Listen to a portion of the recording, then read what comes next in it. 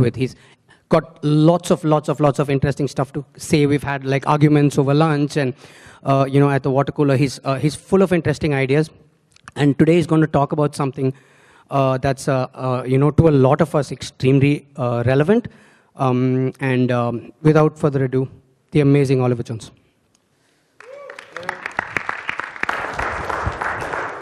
Hello. Okay. So my talk is titled Made with Love for India. And I'm just going to go through some brief introductions. I'm aware some of you may not know of Moonfrog and why I am at all qualified to talk about this subject.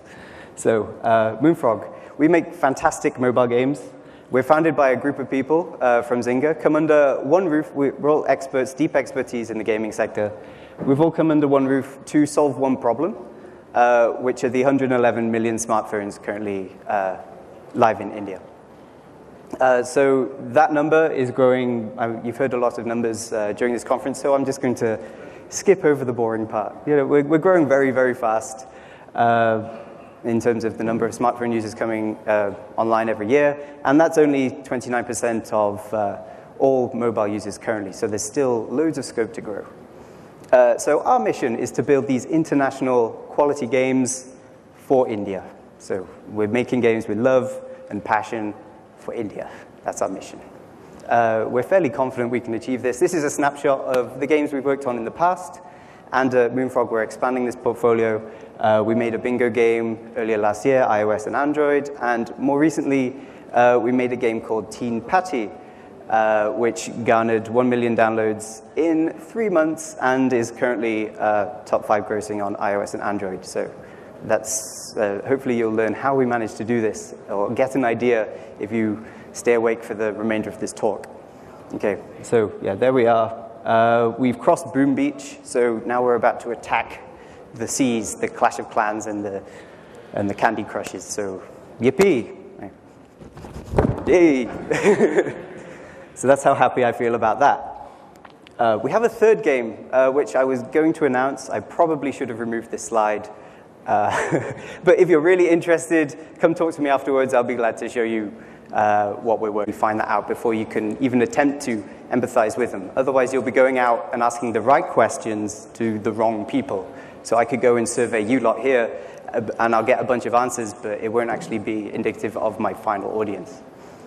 And by looking at data, well, this has turned out very small, sorry. You can see that the majority of the smartphones that have come online this year are completely new users. So almost, well, in this graph, it's about 200 million new smartphone users, and the majority of those are completely new, have never owned a smartphone before, and they're probably not you guys. These smartphones are coming online in tier 2 cities, tier 3 cities, like certainly not the people of Moonfrog, certainly not the people at NGDC.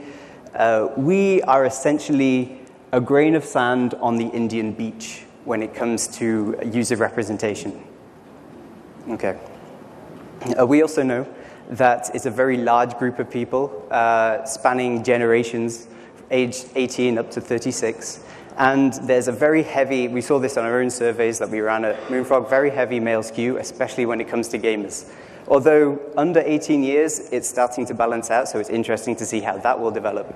So it's actually not this new generation that, although it is skewed slightly towards this younger generation, but it's not entirely the younger generation that are spurring forward this smartphone adoption. It's across the spectrum. It's absolutely everybody who are buying smartphones. Right, so that's anyone from a student to an early jobber, somebody who's just trying to find their feet in their careers, and these jobbers. Okay, and this adoption is being driven. Well, we also did a survey on average incomes. Lots of people are coming out of the $2 a day poverty line, are being able to afford smartphones. It's looking good, but it's not quite as fast. It's not the main driver of adoption. The main driver are these monstrously cheap smartphones made by local manufacturers that are sort of flooding the market right now. Anyway, so what has this got to do with video games? Well, we consider everybody who owns a smartphone as a potential gamer. Okay? And that poses a very interesting problem for game design. Because if you look at the number of people who owned consoles in India, very generous estimate is about 1.7 million current consoles active, been sold out there in the market in India, versus 111 smartphones. So even if there was 100% overlap between console players and smartphone players, there's still all these people who are potential gamers who have never experienced games before. Okay, so just take a minute to realize what this really means. This is my favorite word, cognitive precognition. It means that there are no cognitive preconditions as to how games should behave. Okay? So if you imagine the joystick as an example, how many people found gaming through the joystick and why they found gaming through the joystick? It's an approachable object. It looks easy to grasp, easy to move, very low effort. And then you look at the smartphone, it's actually quite similar. It's quite approachable. But what you find, this generation who grew up with gaming with the joystick, and they're trying to project those cognitive preconditions onto smartphones. So they're putting joysticks onto smartphones where they're no longer so approachable anymore.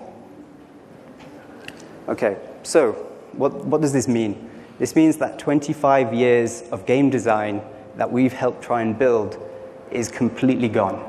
It never even existed as far as the Indian market is concerned. All these genres that we've been building are wishy-washy. They're gone. They go fairy dust, right? Semiotics, so all of these symbols that we've seen on the web that we've grown used to. We know what the download icon is. We know what the save icon is. None of that exists anymore. We have to start from scratch. Every single game has about 10 names. There are tons of languages in India. And also, expectations are far different from what we're used to. Okay, so by catering to the majority, you are better poised to capture the market.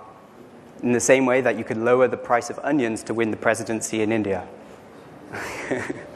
But don't expect to please everybody. Of course, there'll always be a set of gamers in India who want high-quality Western content, right?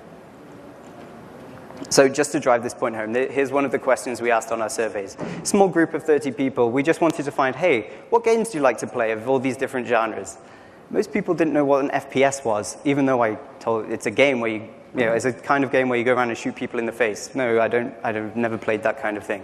RTS, Clash of Clans, Racing, Need for Speed, Arcade, Candy Crush. So all the answers were mobile games. There was no reference to a PC game, no reference to a console game.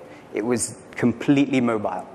These are the games that are defining the genres going forward. None of the games that we used to play are relevant anymore. It's as if they never existed in the first place. So this reminds me of a quote, which is fairly long, and just about fits on one slide, where Michael Foucault, he talks about coming across a Chinese encyclopedia, and in that encyclopedia, it has definitions of animals, and in this encyclopedia, they define animals as those that look like flies from far away, and animals that smell sort of funny. That's how this Chinese society used to define animals, and it was just a completely different system of thought to what we're used to, and that's what we're facing now. Completely different system of thought. Okay, Sanekduche. So this word sort of defines this talk. It's when you take a small analogy as a description of the whole. So you could say that India is like a blank canvas. It's a small analogy, which is a description of the whole. And going forward, a small